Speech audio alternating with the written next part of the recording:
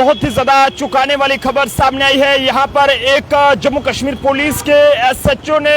एक व्यक्ति और उसकी मां को जो है वो किस तरह से जनाब लगभग 2 महीने तक जो है वो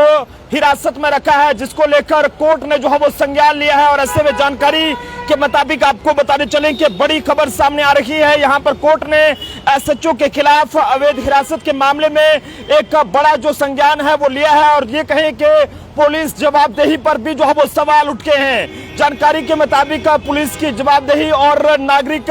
स्वतंत्रता के अहम मामले में special mobile magistrate electricity Jammu की अदालत ने आरएसपुरा थाने के स्टेशन हाउस ऑफिसर यानी कि एसएचओ इंस्पेक्टर रवि सिंह परिहार के खिलाफ दायर आपराधिक शिकायत पर जो है वो संज्ञान लिया है। जानकारी के मुताबिक ये शिकायत जो है वो कुलबीर सिंह ने यहाँ पर दायर की थी, जिसमें आरोप लगाया गया है कि जनाब अप्रैल 2025 में उनकी पत्नी की संदिग्ध मौत से जुड़े मामले में उन्हें और उनकी जो ये कहें कि वृद्ध मां है उसको अवैध रूप से लंबे समय तक जो है वो हिरासत में रखा गया। और शिकायत के मुताबिक उन्हें 29 जून 2025 तक बिना उचित कानूनी प्रक्रिया के पुलिस हिरासत में यहाँ पर रखा गया है। और इस दौरान परिवार से संपर्क भी जो है वो नहीं करने दिया गया। हालांकि आरोप ये लगाए गए हैं कि एसएचओ ने इन आरोपों के हवाले से बात करें, हालांकि हमने इस पूरे मामले के हवाले से एसएचओ जो इंस्पेक्टर रवि सिंह परिहार हैं जिन पर आरोप लगाए गए हैं उनसे भी टेलीफोनिकली बातचीत की है, लेकिन उन्होंने इन आरोपों को खारिज करते हुए कहा है कि सभी कार्रवाई जो है वो जांच के दौरान कानूनी प्रक्रिया के तहत की गई थी और गिरफ्तारी एफआईआर दर्ज की गई है। हालांकि अदालत में दायर जवाब में पुलिस अधिकारी ने दावा किया है कि बीएनएसएस के सभी प्रावधानों का पालन किया गया है। वहीं आपको ये बताने चलें कि मामले की सुनवाई के बाद अदालत ने पाया है कि हिरासत की जो वैधता है और पुलिस कार्रवाई से जुड़े जो प्रश्नोत्तर पर जो है वो यहाँ पर खारिज नहीं किया जा सकता है। हालांकि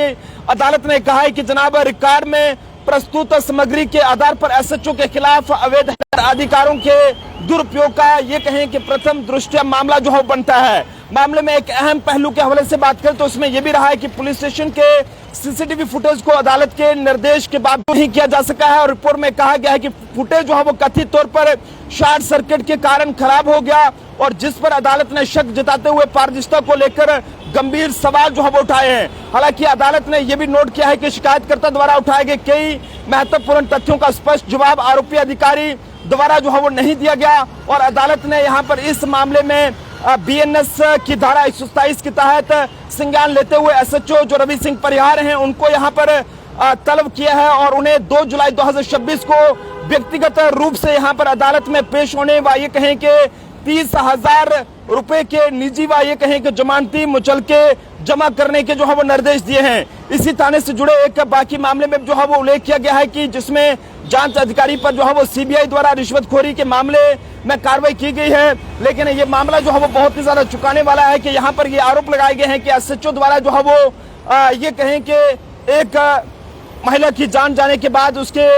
सास और उसके पति को जो है वो लगभग 2 महीने तक इलीगल जो है वो डिटेंशन में रखा गया है। हालांकि जिसके बाद कोर्ट ने मामले को गंभीरता से लिया है और इस पूरे मामले के हवाले से आपको बता रहे हैं कि कोर्ट ने जो है वो ये संज्ञान लेकर पुलिस जवाबदेही पर जो है वो सवाल खड़े कर दिए हैं। और आज जो रवि सिंह परिहार हैं जिन पर ये आरोप लगाए गए हैं उनसे भी हमने टेलीफोनिकली ये बातचीत करने की कोशिश किया तो उन्होंने सभी इन आरोपों को खारिज किया है। उनका ये कहना है कि एफआईआर लगाने के बाद ही ये गिरफ्तारियां की गई थी और पूरे जो रूल्स रहते हैं कानूनी जो प्रक्रिया रहती है उसका पूरी तरह से पालन जो है वो किया गया है। तो आप सब लोग भी अपने अपने सुझाव जरूर साझा करें। हालांकि इन सब आरोपों में कितनी सच्चाई है जम्मू ट्रिब्यून उसकी पुष्टि नहीं करता है क्योंकि मामला अभी इन्वेस्टिगेशन से जुड़ा है और कोर्ट जो है वो इस पूरे मामले को देख रहा है, जिसके बाद ही बाकी बातों का पता चल पाएगा। देखते रहे Jammu Tribune, camera person Anil के साथ नरेंद्र सिंह ठाकुर, जम्मू।